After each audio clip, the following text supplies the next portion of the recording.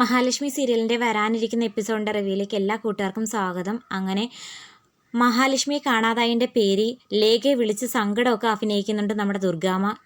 ദുർഗാമ്മയാണെങ്കിൽ കണ്ണനെയും ലേഖയും വാമദേവനെയും മേഘനെയും ഒക്കെ മാറി മാറി അങ്ങ് വിളിച്ചുകൊണ്ടേ ഇരിക്കുക കാര്യങ്ങൾ അറിയാൻ വേണ്ടിയിട്ട്. എന്തെന്നില്ലാത്ത സന്തോഷമുണ്ട്, അതുപോലെ മനസ്സിൽ ടെൻഷനും ഉണ്ട്. കണ്ണനും അനന്തുമൊക്കെ പ്രഗത്ഭരായിട്ടുള്ള വക്കീലന്മാരാണ്. അപ്പോൾ അവരുടെ തീരുമാനവും നീക്കങ്ങളും എന്താണെന്ന് അറിഞ്ഞാൽ മാത്രമേ മുന്നോട്ടുള്ള കാര്യങ്ങളിൽ കേസിൽ അകപ്പെടാതിരിക്കാൻ വേണ്ടിയിട്ടുള്ള കാര്യങ്ങൾ ചെയ്യാനായിട്ട്. അങ്ങനെ ലേഖ ഫോൺ എടുക്കുന്നുണ്ട്. മോളെ, ഞാൻ കമലേശ്വരത്തു നിന്നാണ് ദുർഗാമ്മ. മനസ്സിലായി, എന്തിനാ ആൻറ്റി വിളിച്ചത്? ഞാൻ വിളിച്ചത് മറ്റൊന്നിനുമല്ല, മഹാലക്ഷ്മിയെക്കുറിച്ച് എന്തെങ്കിലും വിവരം കിട്ടിയോ എന്നറിയാൻ വേണ്ടിയിട്ടാ. അവളെക്കുറിച്ച് എന്തെങ്കിലും വിവരം കിട്ടിയിരുന്നോ? ഇതുവരെ ഇല്ല. ഇന്നലെ ഉച്ചവരെ വിളിക്കുമ്പം കോള് കിട്ടുന്നുണ്ടായിരുന്നു. ഉച്ചയ്ക്ക് ശേഷം ബെല്ലുണ്ടെങ്കിലും ഫോൺ എടുക്കുന്നില്ലായിരുന്നു. അതിനുശേഷം സ്വിച്ച് ഓഫ് ആയി. എന്താ പറ്റിയെന്നൊന്നും അറിയത്തില്ല. എന്തായാലും ഓഫീസിൽ നിന്ന് ഇറങ്ങി പോയ വഴിക്ക് ആരോ അപായപ്പെടുത്തിയെന്നാണ് തോന്നുന്നത്. ആരോ അപായപ്പെടുത്താൻ ആരിരിക്കുന്നു? അവളിനി ആരുടെയെങ്കിലും പോയതാണോന്ന് ആർക്കറിയാം? കണ്ണനെ സ്നേഹിക്കുന്നു എന്നൊക്കെ അവളൊരു നാടകം കളിക്കുന്നതല്ലേ സ്വത്തിനും പണത്തിനും വേണ്ടിയിട്ട്. അല്ലാതെ വീൽ ചെയറിലിരിക്കുന്ന അവനെ ആത്മാർത്ഥമായിട്ട് സ്നേഹിച്ച് കൂടെ നിൽക്കുകയാണെന്നാണോ നിങ്ങളൊക്കെ കരുതുന്നത്? നിങ്ങൾക്ക് ആർക്കും അവളെ അറിയത്തില്ല. ആരെയും സംസാരിച്ച് മയക്കാനുള്ളൊരു കഴിവ് അവൾക്ക് കിട്ടിയിട്ടുണ്ട്. അതുകൊണ്ട് തന്നെ എല്ലാവരും അവളെ വിശ്വസിക്കുകയും ചെയ്യും. ശരിക്കും അവളുടെ സ്വഭാവം കൊള്ളത്തില്ല മോളെ. മഹി എത്തരക്കാരിയാണെന്നുള്ള കാര്യം മറ്റാരെക്കായും ഞങ്ങൾക്കറിയാം. അതുകൊണ്ട് ദുർഗാമ്മ അങ്ങനെയുള്ള അപവാദമൊന്നും അവളെക്കുറിച്ച് പറഞ്ഞുണ്ടാക്കണ്ട. എന്നോട് പറഞ്ഞിരിക്കട്ടെ. ഇതുങ്ങാണം കണ്ണേട്ടനോട് പറഞ്ഞിരുന്നെങ്കിൽ ഉറപ്പായിട്ടും തക്ക മറുപടി തന്നേനെ. ഞാൻ പറയുന്നതൊന്നും നിങ്ങൾ വിശ്വസിക്കത്തില്ലെന്ന് എനിക്കറിയാം.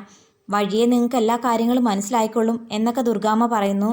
ശരിക്കും പറഞ്ഞാൽ ലേഖ കോൾ എടുക്കാൻ കാരണം തന്നെ മഹാലക്ഷ്മിയാണ് നിർബന്ധിക്കുന്നത്. എന്തായാലും കോൾ എടുക്ക്, അവരെന്താ പറയുന്നതെന്ന് നമുക്ക് കേൾക്കാമല്ലോ. ലേഖ ദുർഗാമ്മയോട് സംസാരിക്കുന്നതെല്ലാം സ്പീക്കർ ഇട്ട് മഹാലക്ഷ്മിയും കേൾക്കുന്നുണ്ടായിരുന്നു.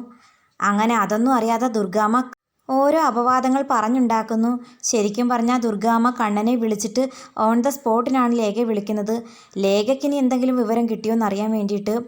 കണ്ണമോനെ ഞാൻ വിളിച്ചിരുന്നു, പക്ഷെ അവനും ഒന്നും അറിയത്തില്ലെന്നാണ് പറയുന്നത്. ഇനി എവിടെ പോയി കിടക്കുന്നോ എന്തോ. എന്തായാലും അവൾ ആൾ ശരിയല്ലെന്നുള്ള കാര്യം നിങ്ങളൊക്കെ എന്ത് പറഞ്ഞാലും എനിക്കറിയാം. അവൾ അവനെ ചതിച്ചുകൊണ്ടിരിക്കുകയെന്നുള്ള സത്യം അധികം താമസിക്കാതെ നിങ്ങൾക്കും അവനുമൊക്കെ മനസ്സിലായിക്കൊള്ളും. അതേസമയം ലേഖയെ ഒരല്പം കടുപ്പിച്ച് പറയുന്നുണ്ട്. മഹാലക്ഷ്മിക്ക് എന്താ സംഭവിച്ചെന്നുള്ളത് കണ്ടുപിടിക്കാനായിട്ട് ഇവിടെ നിയമവും കോടതിയൊക്കെ ഉണ്ടല്ലേ. കണ്ണേട്ടൻ നിയമപരമായിട്ട് പോയിട്ടുണ്ടെന്നാണ് കേട്ടത്. പലതവണ കണ്ണേട്ടൻ്റെയും മഹിയുടെയും ജീവൻ അപായപ്പെടുത്താൻ പലരും ശ്രമിച്ചിട്ടുണ്ട്. അതുപോലെ ഇത്തവണയും മഹാലക്ഷ്മിയെ ആരെങ്കിലും അപായപ്പെടുത്തിയതാണോന്ന് അറിയില്ല. അതുകൊണ്ട് തന്നെ ആരെങ്കിലും അങ്ങനെ ശ്രമിച്ചിട്ടുണ്ടെങ്കിൽ അവരെ കണ്ടെത്തണം. നിയമത്തിൻ്റെ മുമ്പിൽ തക്ക ശിക്ഷ മേടിച്ചു കൊടുക്കണം. മാത്രമല്ല തൻ്റെ ബന്ധുക്കളും കാണാം മഹിയെ കാണാത്തതിൻ്റെ പിന്നിലെങ്കിൽ അത് കണ്ടുപിടിച്ച് ഉറപ്പായിട്ടും അവർക്ക് തക്ക ശിക്ഷ കണ്ണേട്ടൻ കൊടുക്കുമെന്നൊക്കെ പറയുന്നത് കേട്ടു.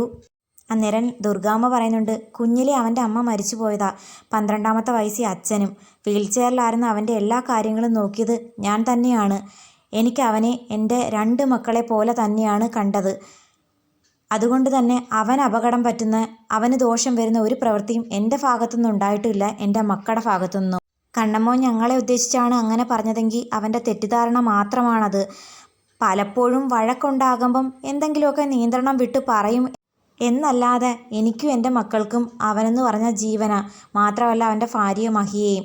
എന്തൊക്കെ പറഞ്ഞാലും കരുണമോളുടെ ചേച്ചിയല്ലേ അവള്. അവൾക്ക് ദോഷം വരുന്ന എന്തെങ്കിലും കാര്യം ഞങ്ങളായിട്ട് ചെയ്യുമെന്ന് തോന്നുന്നുണ്ടോ? അതിനെക്കുറിച്ചൊന്നും എനിക്കറിയില്ല. അതൊക്കെ കണ്ടുപിടിക്കാനല്ലേ പോലീസ് ഉള്ളതെന്ന് ലേഖയും പറയുന്നു.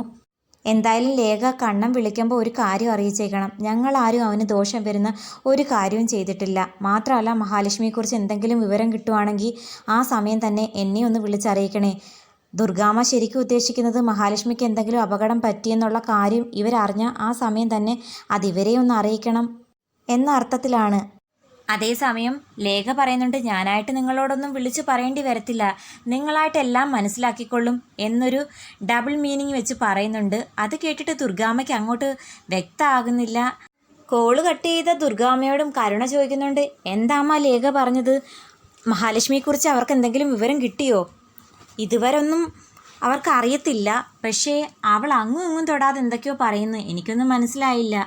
ഓ, എന്തു ആകട്ടെ, അല്ലെങ്കിലും അവർക്ക് മഹാലക്ഷ്മിയെക്കുറിച്ച് യാതൊരു വിവരം കിട്ടിയിട്ടില്ലല്ലേ, അത് മതി. അന്നേരം ദുർഗാമ്മ പറയുന്നുണ്ട്, അല്ലെങ്കിലും ആ ലേഖ കണ്ണനും മഹാലക്ഷ്മിക്കും വലിയ സപ്പോർട്ട് ചെയ്യൂ. അവരുടെ ആളല്ലേ അവള്. പിന്നെ ഞാനൊന്ന് സൂചിപ്പിച്ചിട്ടുണ്ട്, ആരുടെയെങ്കിലും പിറയെ ഒളിച്ചോടി പോയതും കാണാമായിരിക്കും അവളെന്ന്. സുരേഷിൻ്റെ കാര്യമൊന്നും ഞാൻ പറഞ്ഞില്ല. ആരുടെയെങ്കിലും കൂടെ പോയെന്ന് പറഞ്ഞപ്പോഴേ അവൾക്ക് ഇഷ്ടപ്പെടുന്നില്ല. മഹാലക്ഷ്മിയെ കാണാതായി മിനിമം ഒരാഴ്ചയെങ്കിലും കഴിഞ്ഞെങ്കിലേ നമുക്ക് അങ്ങനെയൊക്കെ പറയാൻ പറ്റൂ. എന്തായാലും അവളെക്കുറിച്ച് യാതൊരു വിവരവും അവർക്കും കിട്ടിയിട്ടില്ലെന്നാണ് തോന്നുന്നത്. എത്തവണത്തെയും പോലെ ഇപ്രാവശ്യത്തെ പ്ലാനും പൊളിയോന്നാണ് ഞാൻ വിചാരിച്ചത്. പക്ഷെ ആ സംഭവം ഏറ്റു. എന്തായാലും മേഘേട്ട ഇത്തവണ ഏർപ്പാടാക്കിയ ആളുകൾ മിടുക്കന്മാരാ. അല്ലേലും മേഘനല്ലേ ഒരു കാര്യം ഏറ്റത്, അവൻ അത് നടപ്പാക്കാതെ അടങ്ങില്ല മോളേന്ന് ദുർഗാമ്മയും പറയുന്നു. അതമ്മ പറഞ്ഞത് സത്യ. ഉണ്ണേട്ടനാണെങ്കിൽ പോലും ഇത്രയും വാശിയൊന്നും കാണിക്കത്തില്ല. മേഘേട്ട ആ കാര്യത്തിൽ പുലിയാ. അവൾ ജീവിച്ചിരിപ്പുണ്ടോ മരിച്ചോന്ന് പോലും ആർക്കും അറിയാത്ത സ്ഥിതിക്ക് അവൾക്ക് എന്താ പറ്റിയെന്ന് പോലും കണ്ണേട്ടനോ അനന്തുവേട്ടനോ കണ്ടുപിടിക്കാനാകില്ല. നമ്മൾ എന്ത് തന്നെ അവളെക്കുറിച്ച് പറഞ്ഞുണ്ടാക്കിയാലും ക്രമേണ ആളുകളും അത് വിശ്വസിക്കും. അത് തന്നെയാണ് ഞാനും വിചാരിക്കുന്നേ. മാത്രമല്ല, നിങ്ങളുടെ വീട്ടിൽ അടിമയെ പോലെ കഴിഞ്ഞവൾ ഈ വീട്ടിൽ വന്ന് സുഖസൗകര്യങ്ങളെല്ലാം കണ്ടപ്പോൾ അവൾ അങ്ങ് രാജകുമാരിയും നമ്മളൊക്കെ അവരുടെ ദാസിയായി. മാത്രമല്ല, എൻ്റെ മക്കളെ പോലും വെറും കൂലിക്കാരാക്കി മാറ്റിയെടുത്തു. മേഘനെ ജോലിയിൽ നിന്ന് പുറത്താക്കി, എൻ്റെ ചേട്ടനെ പോലും ജോലിയിൽ നിന്ന് പുറത്താക്കി. ഇപ്പോൾ മാത്രമല്ല, ഉണ്ണിയുടെ സ്ഥാനവും വെട്ടിക്കുറച്ചു. എന്ത് ആർഭാടായിട്ടാണോ എൻ്റെ മഞ്ജുമോളുടെ കല്യാണം നടത്താൻ ഞാൻ ആഗ്രഹിച്ചത്. മഞ്ജു എന്ന് പറഞ്ഞാൽ കണ്ണന് ജീവനായിരുന്നു. ഒരു തരി പൊന്നുപോലും അവൾക്ക് കൊടുക്കാൻ തമ്മയ്ക്കാഞ്ഞത് അവളാ. അല്ലെങ്കിൽ കണ്ണൻ ഉറപ്പായിട്ടും മഞ്ജുമോളുടെ വിവാഹത്തിൽ പങ്കെടുക്കുകയും അവളെ പൊന്നുകൊണ്ട് മൂടുകയും ചെയ്തേനെ. എല്ലാത്തിനും കാരണക്കാരി അവളാ. ക്ഷമിക്കാവുന്നതിനപ്പുറം അവൾ തലേ കയറിയിരുന്ന് നിരങ്ങുമായിരുന്നു. എന്തായാലും അവളെന്ന് പറയുന്ന ആ മാരണം ഇപ്പോഴെങ്കിലും ഒഴിഞ്ഞു കിട്ടിയല്ലോ. എൻ്റെ മക്കളെ പോലും കണ്ണനിൽ നിന്നും അവൾ അകറ്റി. എല്ലാ കാര്യങ്ങളും നമ്മൾ വിചാരിച്ചതുപോലെ തന്നെ നടന്നമ്മേ. പക്ഷെ ഒരു പ്രശ്നമുണ്ട്. ആ മാർക്കോ എന്ന് പറയുന്നവനെ സൂക്ഷിക്കണമെന്നാ മേഘേട്ടനും അച്ഛനും ഒക്കെ പറയുന്നത്. അവരൊക്കെ പറയുന്നു അവൻ എന്തോ വലിയ സംഭവമാണെന്ന്. കണ്ണനും മഹാലക്ഷ്മിക്കും വേണ്ടിയിട്ട് ജീവൻ പോലും കളയാൻ തയ്യാറായിട്ടല്ലേ അവൻ നടക്കുന്നത്. പലതവണ അവരെ അപകടങ്ങളിൽ നിന്ന് രക്ഷപ്പെടുത്തുകയും ചെയ്തിട്ടുണ്ട്. ഇപ്പം തന്നെ മേഘേട്ടൻ ഉണ്ടാക്കിയ ആ കള്ളപ്പെണ്ണ് കേസിൽ നിന്ന് കണ്ണേട്ടനും അനന്തുവേട്ടനും കൂടിയാ അവനെ പുറത്തിറക്കിയത്. അതിൻ്റെയൊക്കെ നന്ദി കാണിക്കാനായിട്ട് മഹാലക്ഷ്മിയെ കാണാനില്ലെന്നും പറഞ്ഞ് നമ്മുടെയൊക്കെ തോളെ കയറാൻ വരുമെന്നാണ് എനിക്ക് പേടി. മോൾ അതിനെക്കുറിച്ചൊന്നും ഓർത്ത് പേടിക്കണ്ട. ഞാനിപ്പം വാമേട്ടനെ വിളിച്ചപ്പം മേഘൻ എന്തൊക്കെയോ ആ മാർക്കോയ്ക്കെതിരെ പദ്ധതി തയ്യാറാക്കുന്നു എന്നുള്ള കാര്യമൊക്കെ പറഞ്ഞിരുന്നു. അവൻ്റെ അഹങ്കാരം മേഘൻ തീർത്തോളും. മേഘനല്ലേ ആള്. ഒരല്പം വൈകിയാലും പറഞ്ഞതുപോലെ തന്നെ കാര്യങ്ങൾ ചെയ്തോളും. അതൊക്കെ കേട്ട് രണ്ടാളും സന്തോഷിച്ച് നിൽക്കുന്നതായിട്ട് കാണിക്കുന്നു. അപ്പം വീഡിയോ ഇഷ്ടമായാൽ തീർച്ചയായിട്ടും ചാനലൊന്ന് സബ്സ്ക്രൈബ് ചെയ്യാനും ഹൈപ്പ് ചെയ്യാനും മറക്കല്ലേ.